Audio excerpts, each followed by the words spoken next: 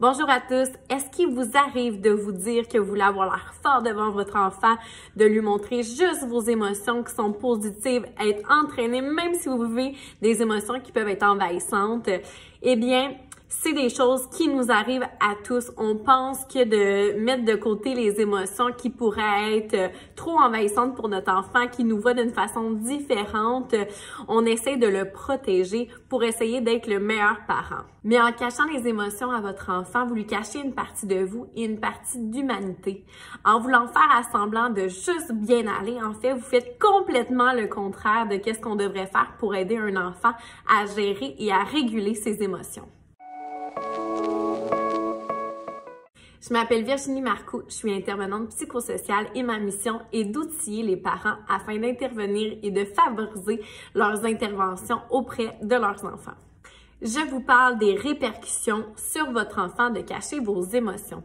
Tout d'abord, si vous lui cachez toujours les émotions qu'on dit des fois plus désagréables, en fait, vous lui apprenez qu'il n'y a qu'une seule émotion qui peut être vécue et c'est la joie, le bien-être. Pourtant, il y en a bien plus que ça. Donc, l'enfant, quand il va vivre des émotions qu'il ne comprendra pas, qui ne pourra pas non plus déceler les émotions chez vous ou chez d'autres personnes, l'empathie va être beaucoup plus difficile pour lui. Donc, se mettre à la place de d'autres personnes qui vivent des émotions autres que la joie, parce que c'est la seule que vous allez lui montrer. Il va pouvoir aussi les vivre, mais les vivre de façon très étrange parce qu'il va rien comprendre des sensations physiques qui lui arrivent. Par exemple, la colère, si vous lui avez toujours caché cette émotion-là, que vous la viviez, il va pas pouvoir la déceler chez lui et chez les autres. Et aussi, il va avoir de la difficulté, lui, quand il va vivre ces sensations physiques-là de la colère, il va avoir de la difficulté, il va vouloir s'isoler, de pas vouloir les montrer par honte parce que c'est une émotion qui devrait pas être vécue, donc il est invalidé dans cette émotion-là. C'est comme si on lui disait, tu as le droit seulement d'être heureux et les autres émotions devraient pas être. Donc si tu les vis, alors cache-les parce que maman ou papa le font aussi. Et là, on me pose beaucoup la question par rapport à « mais qu'est-ce que je peux dire à mon enfant sans le perturber? » On sait que souvent les émotions qui peuvent nous envahir en tant qu'adultes sont des situations qu'on vit qui peuvent être difficiles à comprendre par l'enfant, puis qu'on veut pas l'embarquer non plus dans toutes ces informations-là. On n'a pas besoin de tout dire à son enfant.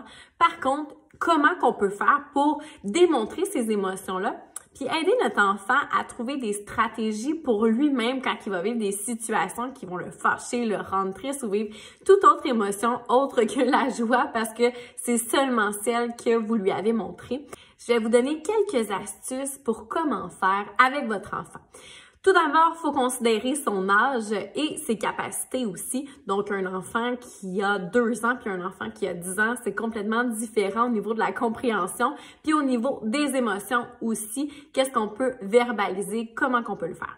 Donc, tout d'abord, il faut prendre ça en considération, de voir où notre enfant est rendu dans son développement au niveau des émotions qu'il connaît, le nom des émotions qu'il connaît, puis des situations qu'il peut comprendre aussi. Deuxième chose, on va nommer nos émotions sans préciser exactement la situation dans laquelle on le vit. Je vous donne un exemple bien concret. Par exemple, on a une famille qui est séparée, donc les 2 parents ont de la difficulté à s'entendre.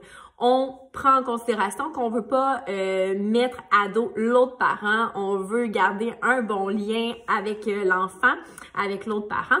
Donc, qu'est-ce qu'on va faire? C'est qu'on a vécu une situation, par exemple, que la fin de semaine de garde qui était censée, finalement, il y a un imprévu, donc c'est vous qui devez garder vos enfants à la maison. Ça vous met dans tous vos états. Donc, qu'est-ce qu'on va faire? Comment qu'on va le nommer à son enfant sans mettre à dos l'autre parent? Puis aussi que l'enfant comprenne que vous vivez des émotions qui peuvent vous chambouler. Donc, tout d'abord, on peut lui nommer que vous êtes, par exemple, déçu. Je suis déçue. En fin de semaine, j'avais prévu des plans, puis on vit un imprévu que vous allez devoir rester à la maison.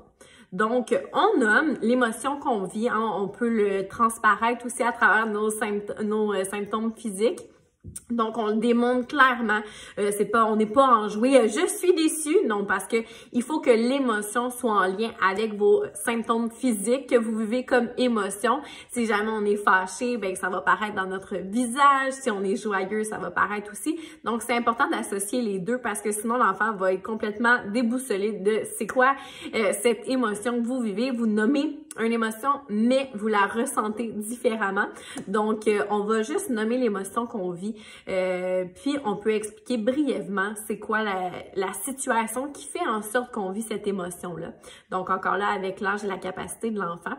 Et troisième chose à faire quand vous vivez une émotion qui vous envahit, c'est d'utiliser une stratégie qui va vous aider à vous calmer. Donc, par exemple, dans cette situation-là, on pourrait dire à notre enfant, je vais aller prendre un verre d'eau 5 minutes, puis papa va revenir pour jouer avec toi, par exemple, au Lego.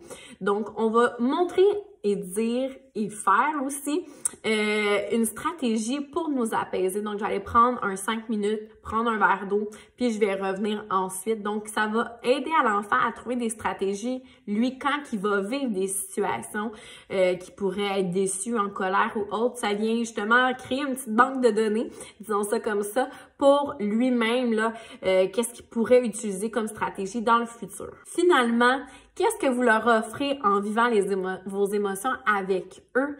C'est que vous leur offrez une transparence, une honnêteté, c'est venir leur dire « Je suis humain et je vis plus qu'une émotion ». Donc, vous venez valider le fait que c'est normal de vivre plusieurs émotions, puis que l'intensité peut être différente aussi, mais qu'il faut utiliser des stratégies. Donc, vous leur offrez des stratégies pour le futur, pour eux, comment bien régler, gérer, calmer leurs émotions. Donc, vous venez justement leur permettre une certaine ouverture, leur parler de leurs émotions qu'ils vivent. Hein? Papa a vécu la déception la dernière fois, ben moi aussi je pourrais lui en parler de ce que j'ai vécu comme émotion. Donc l'enfant va avoir plus de facilité à communiquer avec vous si vous-même vous communiquez avec lui. Donc c'est leur offrir aussi un certain cadre de sécurité. Ils vont se sentir bien, outillés, accompagnés, écoutés. Donc, ça crée là vraiment une bonne relation avec votre enfant pour avoir justement un contrôle et une régulation de leurs émotions parce qu'ils vont pouvoir vous en parler puis savoir quelle stratégie pour le futur ils pourraient utiliser eux-mêmes. Donc, ne vous cachez pas de vos émotions. Hein, il y a 3 choses, il y a les impacts, les répercussions que ça a si on se cache puis on parle toujours seulement ou on démontre seulement une émotion. Ensuite, je vous ai donné des stratégies pour comment nommer sans perturber votre enfant. Et ensuite, qu'est-ce que vous offrez à votre enfant en leur démontrant et en leur parlant de vos propres émotions. Si vous avez aimé cette capsule, aimez-la. Ensuite, vous pouvez nous écrire en commentaire quelle capsule, quel sujet vous aimeriez qu'on discute avec vous. Et ensuite, nous avons un outil gratuit qui s'appelle « Comment intervenir auprès des jeunes anxieux sans se sentir dépassés ». Je vous mets le lien dans le descriptif de la vidéo. Cliquez dessus, c'est complètement gratuit. Des outils pour intervenir avec des jeunes anxieux. Je vous dis à la prochaine.